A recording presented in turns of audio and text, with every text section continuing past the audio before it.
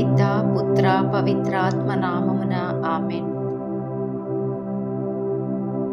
పవిత్ర మంగళవారం. జ్ఞానవాణి వీక్షకులకు శుభోదయం. గురుద్రోహి ప్రస్తావన. పేతురు బొంకు ప్రవచన. ద్రోహం చేయాలన్న ఉద్దేశం కలిగినప్పుడు బంధం పెంచుకోవటం ఎందుకు? స్నేహం చేయటం ఎందుకు? అది ద్రోహం కాదా? ప్రభుని కడరాత్రి భోజన సమయములో శిష్యులకు ఆనందం, కానీ ప్రభువునకు బాధా సమయం, ఎడబాటు దగ్గరైనందున తన శిష్యుడే తనను అప్పగిస్తున్నాడని తెలిసి హృదయ వేదనకు గురి అయి మనిషిలో మూర్ఖత్వాన్ని రుచి చూశారు ప్రభువు.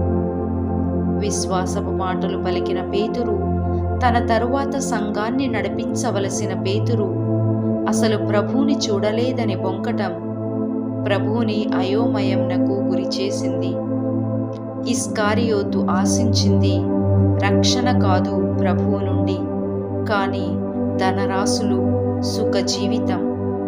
ప్రభునిలో ఉండి లోకానికి లొంగిపోవటం ఎంత దిగజారుడుతనం!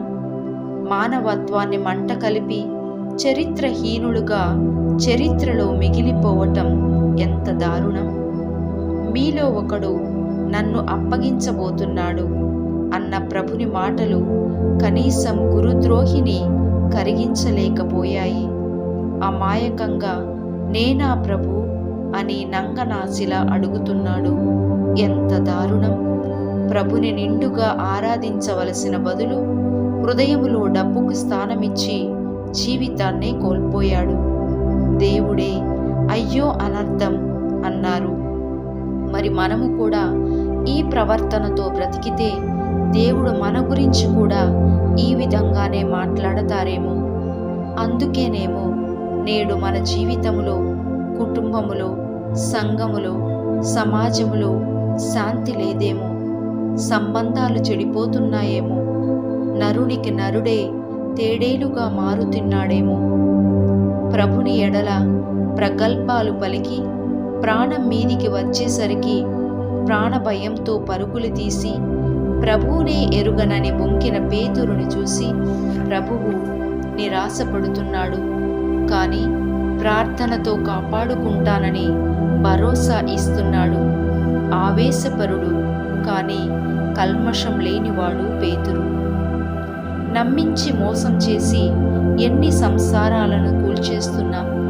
నయవంచన చేసి మంచి వాళ్ళు ఆత్మహత్యలు చేసుకోవటానికి, చీకటి దారులు వెతకటానికి, ఉగ్రవాదులుగా మారటానికి, నమ్మకం కోల్పోవటానికి మన చేతలు మాటలు కారణం కాదా?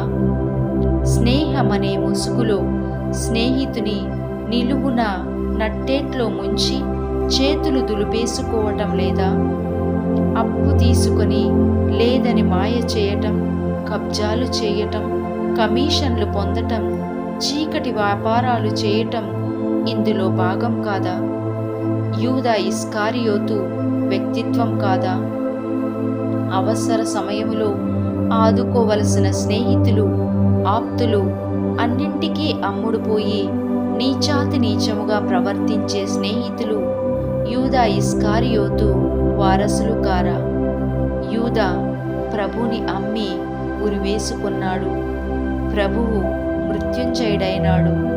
నీవు మోసం చేసి ఉరివేసుకుంటావా? భగవంతుడు నీతిమంతున తావున నిలుచును. నిజాయితీగా బ్రతుకు, బొంకవద్దు. నమ్మించి మోసం చేయకు. అవసరమైన నీ జీవితం త్యాగం చేయి. పితా పుత్ర పవిత్రాత్మ నామమున ఆమెన్.